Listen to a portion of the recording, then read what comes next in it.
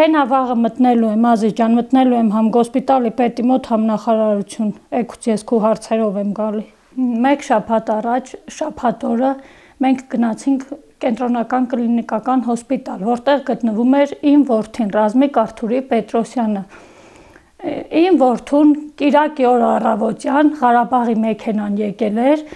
մեզ ոչ մեկից ներս չէին թողում մտնենք, որ մեր երեխեքի վիճակը տեսնենք։ Բազմիցս դիմելուց հետո նախարարություն այստեղ այնտեղ իմ երեխուն ոչ մի լուծում չեն կարողանում տան։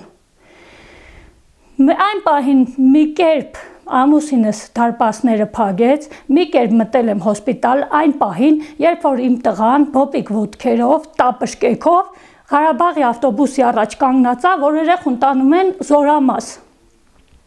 Ես իմ տղային, ես ինքս ավտոբուսից իջացրել եմ ու ասել եմ, ես դիմում եմ գրում, որ ես թույլ չեմ տալի իմ որդուն տանեք։ Այդ երեխեն նորմալ չի կարողանում քայլի։ Ժամագործյանը իրանց բաժանմունքի վարիչը ոնց է իմ երեխուն դուրս գրե հիվանդանոցից, որ այդ ոտքերով երեխեն զորով էր կանգնած։ Ես ինքս իմ երեխուն մի կերպ իջացրել եմ այդ մեքենայից, չեմ թողել տանեն։ Մեքենան շարժվել է, դրանից հետո ինձ վախացրել են, որ ռազմական վարչություն կգա։ Ես ասեցի թող գա, ով ուզում է գա, ինձ համար մեկ է։ Երբ որ իմ երեխուն բուժած կլինեիք, կտանեիք, երեխեն արդեն այն վիճակին է, որ զորով է քայլում։ Դրանից հետո ռազմական վարչությունից մարդ են ուղարկել, իմ երեխուն տեղափոխել են ռազմական վարչություն հանցագործների մեջ, որպես ինչ ես չեմ հասկանում, իմ երեխեն հիվանդ է, հանցագործ չի, որպես ինչ պետք է նա հանցագործների հետ մնա մի շաբաթ արդեն իմ երեխեն ռազմական վարչությունում է։ Ես պատրաստվում եմ դատի տամ, չեմ լռելու, 100 անգամ նամակ եմ ուղարկել պարոն Օհանյանին, 100 անգամ դիմել եմ այստեղ այնտեղ, բայց եթե իմ երեխու հարցին լուծում չի տրվում, եթե չեն կարողանում, թող ազատեն տան ինձ իմ երեխուն, նա ինչ պետք է անի Զորամասում, 9 ամիս է նա գոսպիտալներում է, գոսպիտալից դուրս չի գալ, տենց ծառայություն է եղնում։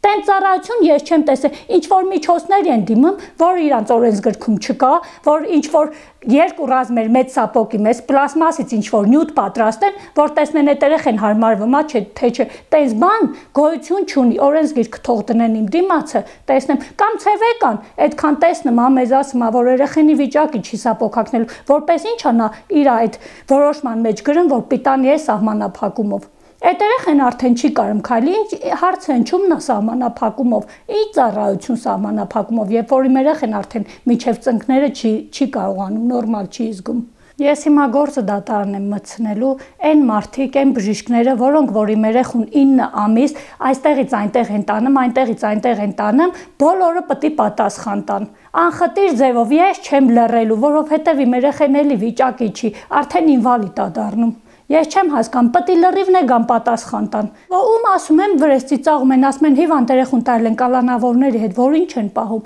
Ում ասում ես, դա չգիտեմ, տես ինչ որ մի բան ծիծաղում են վրեքներս, որ հիվանդ երեխուն տարել են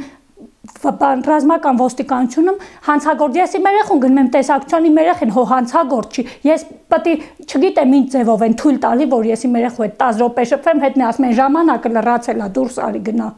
Իմ երեխեն հանցագործ է, ես չեմ հասկանում։